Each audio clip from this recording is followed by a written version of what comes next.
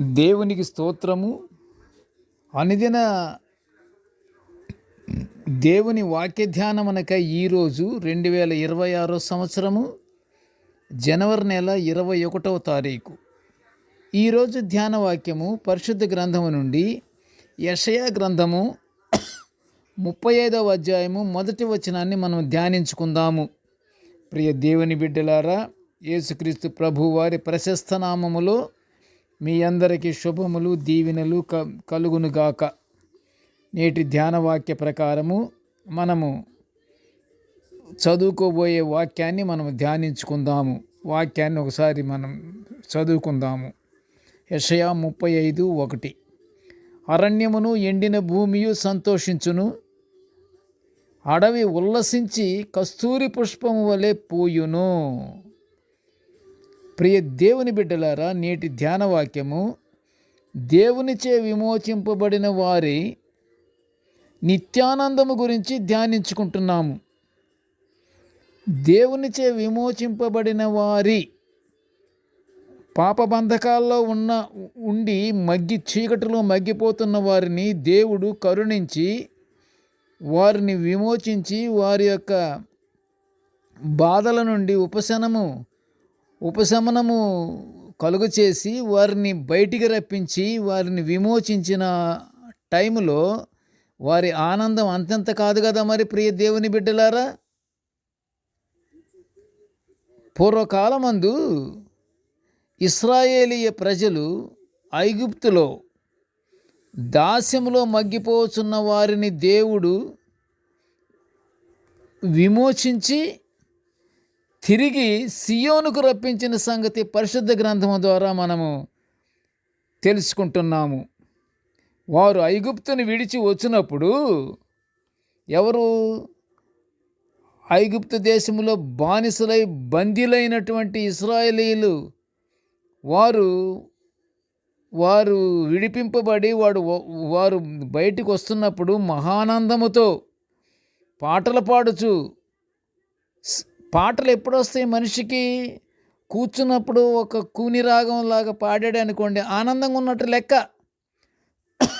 అలాగే ప్రియ దేవుని బిడ్డలారా, వీరు కూడా మహానందముతో పాటలు పాడుతూ సియోనుకు చేరినప్పటి సంఘటనను ఇక్కడ ఎలా వర్ణించారంటే, అరణ్యమును ఎండిన భూమియు సంతోషించున్నట్లు యెషయా ప్రవక్త నేటి ధ్యానవాక్యములో వర్ణించిన విధానాన్ని మనము ధ్యానించుకుంటున్నాము, చూస్తున్నాము. అంతేకాదు ప్రియ దేవుని బిడ్డలారా, వారు బానిసత్వము నుండి విడుదలైనప్పుడు అడవి ఉల్లసించి నలుదిశల సువాసన వెదజల్లే కస్తూరి పుష్పము పూసినట్లుగా యెషయా ప్రవక్త వర్ణిస్తున్నాడు వారి యొక్క ఆనందమును. ఎలాగా?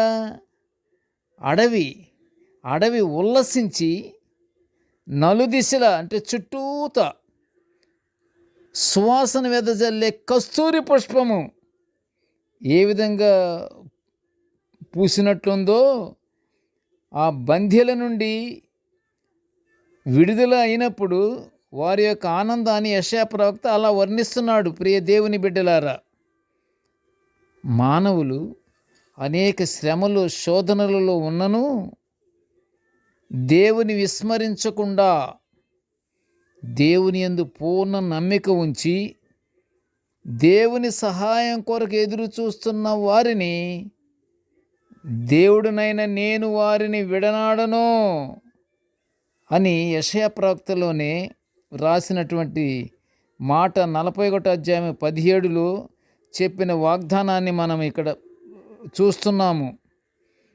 ఎలాగా?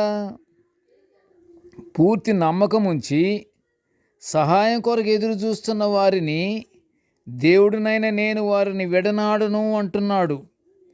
ఈ మాట అంటే మనము విశ్వసించాలి. కష్టాలున్నా బాధల్లో ఉన్నా మనము విశ్వసించాలి. ప్రియ దేవుని బిడ్డలారా, 430 సంవత్సరాల ఐగుప్తు దేశంలో బానిసలుగా బాధలను అనిపించిన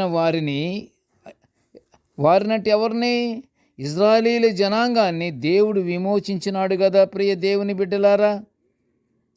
మనము దేవుణ్ణి నమ్ముకున్న ప్రజలమే కదా. ఆయన ఆజ్ఞలు పాటిస్తూ నిత్యము ప్రార్థనలు చేసుకుంటూ నిరీక్షణ గలవారమై జీవించుచు ఆయన సహాయాన్ని మనము అర్థిస్తూ మనకి ఇంకా ఎక్కడ తావు లేదు. మనకి కావాల్సింది దేవుడే. ఆయనే కొండ, ఆయనే ఆశ్రయం, ఆయనే దుర్గము. అలాంటి దేవుణ్ణి మనము నమ్ముకొని విశ్వసించి మనము ఆయన సహాయాన్ని మనము కోరుకుంటూ నిత్య ప్రార్థనలతో మనము పరలోక ఆశీర్వాదాలు పొందుకుందాము. ప్రార్థన చేసుకుందాము. కృపగల నాయన, జీవముగల తండ్రి, నీకు స్తోత్రములు ప్రభువా. నీ దివ్యమైన వాక్యాలను మేము నిత్యము ధ్యానించుకుంటున్నటువంటి భాగ్యాన్ని మాకు అనుగ్రహించినందుకు మొదటగా నీకు స్తోత్రములు నాయన. నేటి ధ్యాన వాక్యాన్ని వినుచున్న ప్రతి బిడ్డను ఆశీర్వదించయ్యా. కృపగల నాయన, మేము ఎల్లప్పుడూ తండ్రి నీ యందు నమ్మిక ఉంచి నీవే మా దేవుడవు, నీవే మా ఆశ్రయము, నీవే మా దిక్కు, మమ్మలను కాచి కాపాడుతున్న మా తండ్రివి అని నమ్మి నిత్యము నీకు ప్రార్థనలతో మేము గడుపుకుంటూ నీ ఆశీర్వాదాలు పొందుకునే భాగ్యాన్ని మాకు అనుగ్రహించమని ఈ మనవలన్నీ యేసయ్య పుణ్యనామమున వినయముగా వేడుకొనుచుంటున్నాము తండ్రి. ఆమెన్. దేవుడు మనల్నందరినీ బహుగా దీవించుగాక. Amen, amen, amen.